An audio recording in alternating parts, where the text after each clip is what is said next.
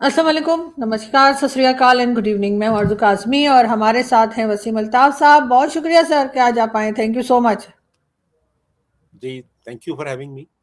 اور سر آج ہم بات کریں گے ایران کی، اور ایران کے بارے میں بڑی خبریں آ رہی ہیں. ایک طرف تو خیر اس طرح کی نیوز بھی آئی تھی کہ وہاں مہنگائی کے خلاف بھی پروٹیسٹ ہو رہا ہے، لیکن اس کے ساتھ ساتھ جو ہے اس قسم کی خبریں بھی چل رہی ہیں ایران کو لے کر کہ وہاں پر جو ایک بہت زیادہ کٹر پنتھ اور یا کہہ لیجیے ایک طرح کے جو ایکسٹریمزم کی طرف جو لوگ گئے ہیں ریلیجن کو لے کر، اس کے خلاف بھی پروٹیسٹ ہو رہے ہیں. کیا چینجز دیکھ رہے ہیں آپ ایران میں؟ دیکھیے، یہ جو کرائسس ٹریگر ہوا ہے نا، یہ تو پرائمریلی اکنامک فیکٹرز کی وجہ سے ہوا ہے کہ یہ ایران میں جو ان کی کرنسی ہے وہ ایک دم سے بہت ڈی ویلیو ہو گئی ہے. یعنی آپ اس سے اندازہ لگائیں کہ 14 لاکھ ایرانی ریال جو ہے وہ اب اس وقت 1 امریکی ڈالر کے برابر ہے. تو یہ ایک بہت بڑا ایک بہت بڑی ڈیویلویشن ہے کرائسس کی، جس سے کہ یہ سارا معاملہ شروع ہوا. اور اتوار والے دن جو گرینڈ بازار ہے تہران کا، وہاں پہ ان لوگوں نے باہر نکل کے مظاہرہ شروع کر دیا، اور دیکھتے دیکھتے وہ مظاہرہ پورے شہر میں پھیل گیا. اور پھر ایران کے جو 31 پروونسز ہیں ان میں سے اس وقت ایران کے جو 22 پروونسز ہیں ان میں یہ پھیل چکا ہے، یہ ایجیٹیشن اور یہ پروٹیسٹ کا سلسلہ. تقریباً 100 جگہوں پہ ایران میں لوگ پروٹیسٹ کر رہے ہیں اس وقت. اور کچھ تقریباً 10 لوگوں کی ہلاکتیں ہو چکی ہیں اس میں، اور 100 کے قریب لوگ، 100 سے بھی زیادہ اریسٹ کیے جا چکے ہیں.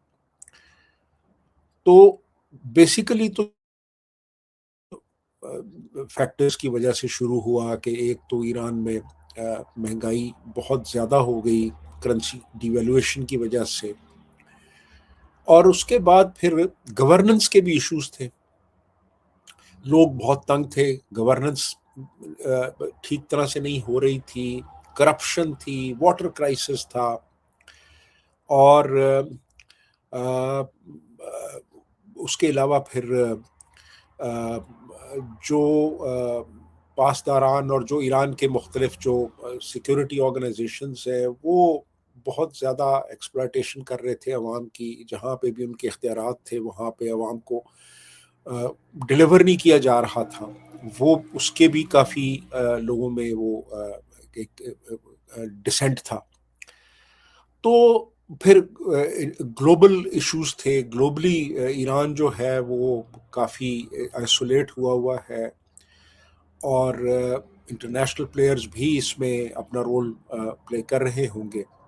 تو یہ جو چیز ایک اکنامک فیکٹرز کی وجہ سے شروع ہوئی، اس کی پھر پولیٹیکل ڈائمینشنز بھی بن گئی. لوگوں نے حکومت کے خلاف بھی اب مظاہرے شروع کر دیے ہیں، اور ایون جو اسپرچول لیڈرشپ ہے اس کے خلاف بھی مظاہرے ہو رہے ہیں. تو یہ پولیٹیکل ہو گیا. پھر سوشل لیول پہ مسائل ہیں. بجلی کی لوڈ شیڈنگ بہت زیادہ ہے، انٹرنیٹ لوگوں کو نہیں مل رہا صحیح طریقے سے. پھر اس کے بعد لوڈ شیڈنگ ہوتی ہے بہت زیادہ. عام کھانے پینے کی چیزوں کی قیمتیں بہت بڑھ گئی ہیں. تو یہ یعنی سوشل ایشوز ہیں، اکنامک ایشوز ہیں، اس کے بعد پولیٹیکل ایشوز ہیں. یہ سارے کمپاؤنڈ ہو گئے ہیں، اور اس کی وجہ سے اب اس وقت پورے ایران میں لوگ مظاہرے کر رہے ہیں، اور وہ اس رجیم کی تبدیلی چاہتے ہیں. جی آرزو.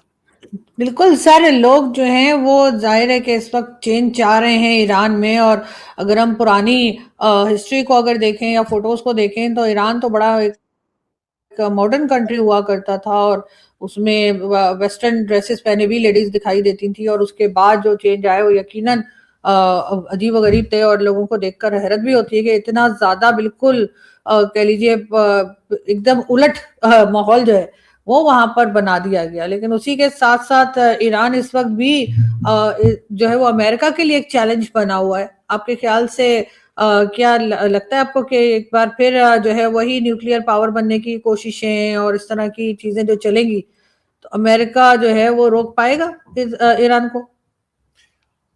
دیکھیے، امریکہ جو ہے اس کے سامنے ایران کی کوئی حیثیت نہیں ہے.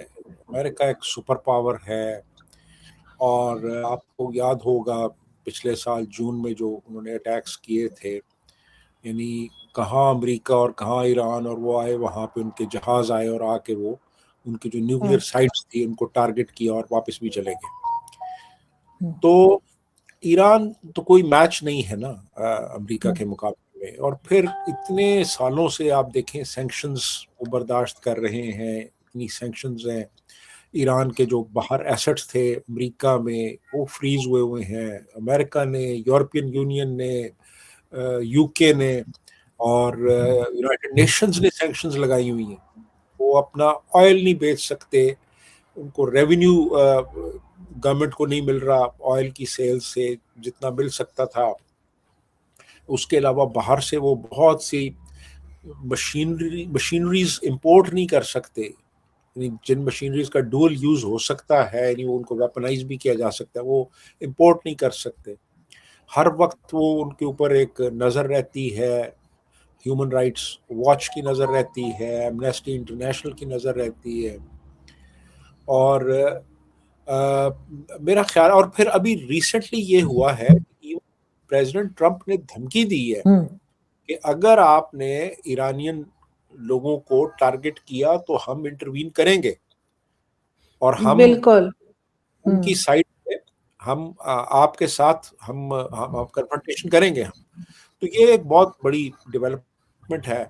تو میرا خیال یہ ہے کہ اس دفعہ بہت ایک وائڈ اسپریڈ ایجیٹیشن ہے پورے ایران میں، اور اس کو فورن سپورٹ بھی حاصل ہے. یعنی ایون امریکہ اور اسرائیل بھی سپورٹ کر رہے ہیں کسی لیول پہ اس سب کو. تو یہ اگر پھیل جاتی ہے، اور اس مرتبہ سیکورٹی فورسز بھی اس طریقے سے وہ اپنا وہ کریک ڈاؤن نہیں کر رہی جیسا کہ انہوں نے مثال کے طور پہ 2019 میں کیا تھا، یا 2022 میں جب وہ ماسا امینی کے قتل کے خلاف پروٹیسٹس ہوئے تھے، تو اس وقت بھی بڑا ایک سیویئر کریک ڈاؤن تھا. وہ اس مرتبہ نہیں ہے، کیونکہ سیکورٹی فورسز کی جو تنخواہیں ہیں وہ اتنی کم ہو چکی ہیں کہ وہ خود بھی سفر کر رہے ہیں. تو بڑا مشکل ہو گیا ہے یہ سارا، ایون ان کے لیے بھی عوام کے خلاف، اپنے عوام کے خلاف ایکشن لینا. جی لیکن سر امریکہ کی طرف سے جیسے ٹرمپ نے بھی، آپ نے بھی بات کی کہ ٹرمپ نے بھی کہا ہے کہ اگر زیادہ کچھ بڑھا تو امریکہ اس بیچ میں آ سکتا ہے. آپ کو لگتا ہے کہ امریکہ آئے گا بیچ میں، یا ٹرمپ جو ہے رکوانے کی کوشش کریں گے اس تمام جو کلیشز ہیں ان کو؟ میرا خیال ہے اس کی نوبت شاید نہ آئے کہ امریکہ کو کوئی آرمڈ رسپانس دینا پڑے. لگ ہی رہا ہے کہ اس مرتبہ یہ جو مظاہرے ہیں یہ بہت وسیع پیمانے پہ پھیل جائیں گے. اور اب اس میں دیکھیں نا کہ اس میں عام عوام اس میں شامل ہو گئے ہیں، عام عوام ہیں، اس میں تاجر ہیں، اس میں مڈل کلاس ہے، اس میں اسٹوڈنٹس ہیں، اس میں سول سوسائٹی کے لوگ ہیں، وہ سارے اب شامل ہو چکے ہیں اس میں. تو میرا نہیں خیال کہ کوئی اس قسم کا ایشو اب ہوگا. بالکل. جی تو لیکن پھر بھی سر کیا ایران کی حکومت اس بات کو ایکسپٹ کرے گی؟ کیا وہ ٹرمپ کی اس دھمکی کو سیریسلی لیں گے؟ دیکھیے بات یہ ہے کہ ان کو کم سے کم اس چیز کو سیریسلی لینا چاہیے کہ امریکہ ایک بہت بڑی ایک ملٹری پاور ہے، اور امریکہ کی یہ کیپیسٹی ہے کہ وہ ایران کو ٹارگٹ کر سکے. تو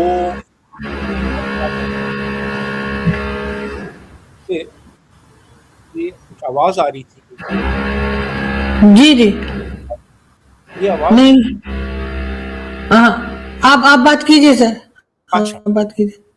یہ اچھا ٹھیک ہے.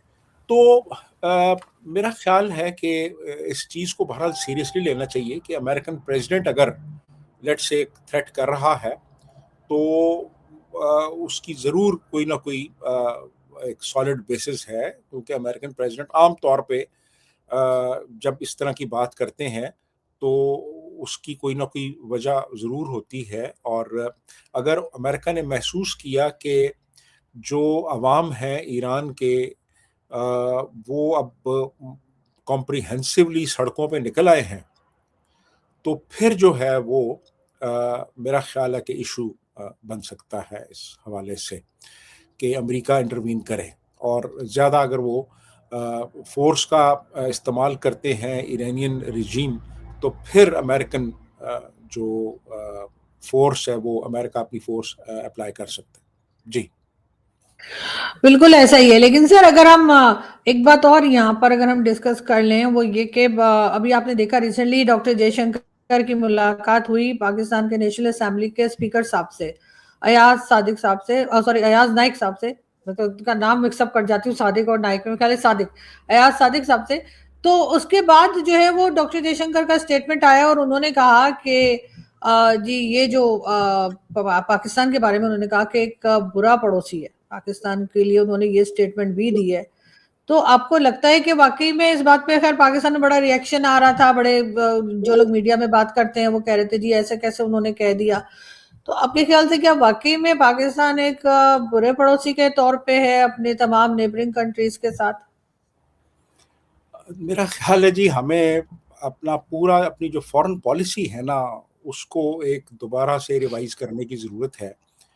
اور دیکھیے آج کا جو دور ہے نا وہ ریجنز کا دور ہے، ریجنز آپس میں کوآپریٹ کرتے ہیں اور پروگریس کرتے ہیں، انڈیویجول کنٹریز اس طریقے سے پروگریس نہیں کرتی، وہ آپ کو انٹیگریٹ ہونا پڑتا ہے اپنے اس ایک ریجنل فریم ورک میں، اور پھر آپ پروگریس کرتے ہیں۔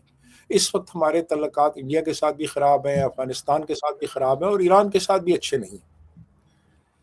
باقی چائنا کے ساتھ اور امریکہ کے ساتھ ہمارے تعلقات کس نہج پہ جا رہے ہیں، اور ہم نے دونوں کو کیسے بیلنس کرنا ہے، اور پھر یہاں پہ جو اس وقت سعودی عربیہ اور یو اے ای کے جو اس وقت سلسلے ہیں اس میں ہم نے کیا رول پلے کرنا ہے۔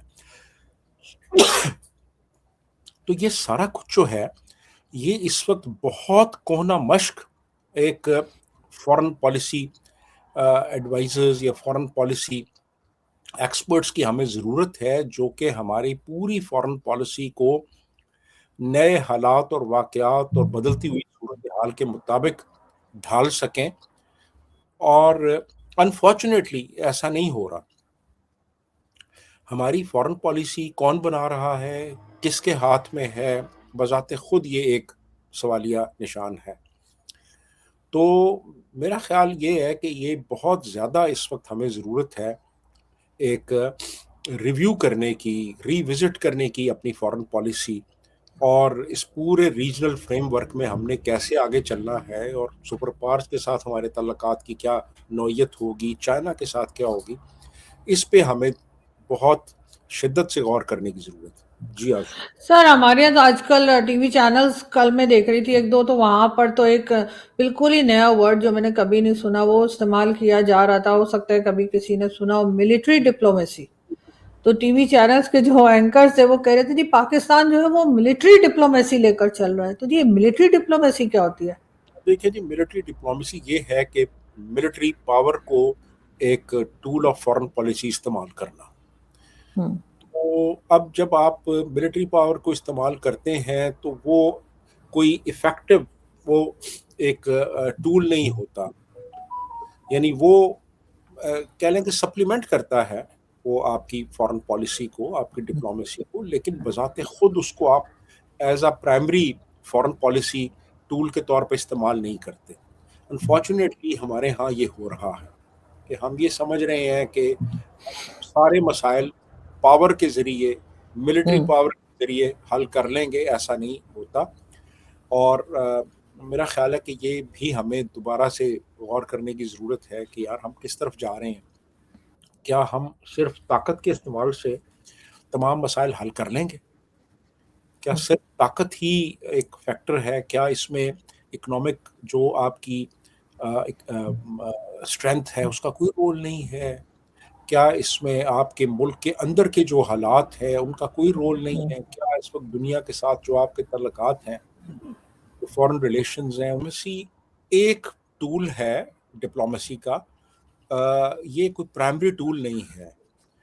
آپ جب بھی ڈپلومیسی کرتے ہیں تو اس میں بہت سے فیکٹرز ہوتے ہیں، اس میں اکنامک فیکٹرز ہوتے ہیں، اس میں پولیٹیکل فیکٹرز ہوتے ہیں، اس میں آپ کی انٹرنل اسٹیبلٹی کتنی ہے ملک کے اندر، آپ کے فارن ریلیشنز کیا ہیں، آپ کے ملک کی کتنی عزت اور کتنی تکریم کی جاتی ہے کمیٹی آف نیشنز میں. یہ سارے فیکٹرز جو ہیں یہ امپورٹنٹ ہوتے ہیں.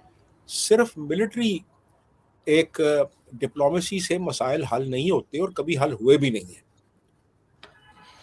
تو میرا خیال ہے کہ ہمیں تھوڑا سا ایک ری تھنک کرنے کی ضرورت ہے یہاں پہ کہ یار ہم سمجھتے ہیں کہ کیا طاقت سے اور طاقت کے استعمال سے ہی ہم سارے مسائل حل کر پائیں گے. ایسا نہیں ہوتا، ایسا کبھی نہیں ہوا. تو ہمیں ایک کمپریہنسو ایک ڈپلومیسی کی ضرورت ہے جس میں کہ تمام فیکٹرز ہوں. جی، اور سویلینز جو ہیں وہ اسپیئر ہیڈ کرے فارن پالیسی کو. جی بالکل. لیکن سر ساتھ ہی ساتھ ایک چیز اور ہم اس میں اگر ایڈ کرتے چلیں، ایک آرٹیکل آیا 2 دن پہلے، نظامانی ایک انہوں نے لکھا آرٹیکل، اور اس کے بعد ایک ہنگامہ ہو گیا. ایکسپریس ٹریبیون کا آرٹیکل تھا، پہلے لگایا گیا پھر ہٹایا گیا، اس کے بعد جو ہے اور کئی چیزیں اس میں چل رہی ہیں، اور انہوں نے جو کچھ لکھا اس کے اندر اگر آپ کی نظر سے وہ آرٹیکل گزرا ہو تو اس میں جی انہوں نے یہی کہا کہ بھائی رسپیکٹ جو ہے وہ گین کی جاتی ہے، اس طرح سے تو نہیں آپ زبردستی کر سکتے. اب اس کے بعد اب مزیدار چیز جو سوشل میڈیا پہ چل رہی ہے کہ جو ان کے مخالف ہیں وہ اب اس میں سے انگلش کی مسٹیکس نکال رہے ہیں. تو لوگوں کا کہنا ہے کہ بھائی جس پیپر نے چھاپا یا پرنٹ کیا تو انہوں نے نہیں دیکھا، کیا ان کے یہاں کوئی پروف ریڈر یا اس طرح کا کچھ نہیں ہوتا، جو آتا ہے بس چھاپ دیتے ہیں. اس کے بعد اب یہ غلطیاں نکال رہے ہیں، کبھی انگریزی کی غلطیاں نکال رہے ہیں تو کبھی کچھ کوئی بات کر رہے ہیں کہ جی کیا لکھ دیا. تو سر یہ باتیں تو لوگ کافی عرصے سے کہتے چلے آ رہے ہیں. کئی پاکستان کے دوسرے لوگ بھی، ایکٹیوسٹ، اینالسٹ یا یوٹیوبر نے بھی کئی بار یہ بات کی کہ ڈرا دھمکا کے تو آپ عزت نہیں کروا سکتے. تو پھر اس آرٹیکل سے کیا پرابلم ہو گئی؟ دیکھیے، یہ ہمارے ہاں جو لوگ جن کے بارے میں وہ آرٹیکل جن کو لکھا گیا، پرانے لوگ، ان کی سوچ پرانی ہے. تو پرانی سوچ نے یہی ان کو سجیسٹ کیا کہ اس کو ڈیلیٹ کروا دو. اگر وہ لوگوں میں اتنی عقل، اتنی سمجھ ہوتی تو کبھی بھی ڈیلیٹ نہ کرواتے.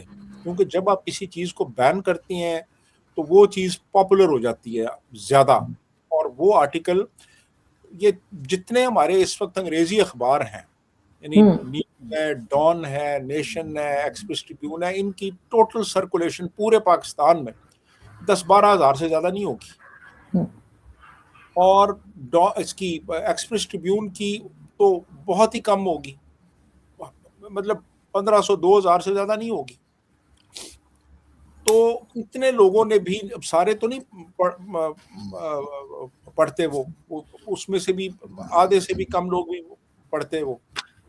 لیکن جب انہوں نے اس کو ڈیلیٹ کروایا اور یہ چیز میڈیا پہ آئی جی کہ ایک آرٹیکل ہے وہ ان صاحب نے لکھا ہے اور اس کو ڈیلیٹ کروا دیا گیا ہے، تو وہ وائرل ہو گیا.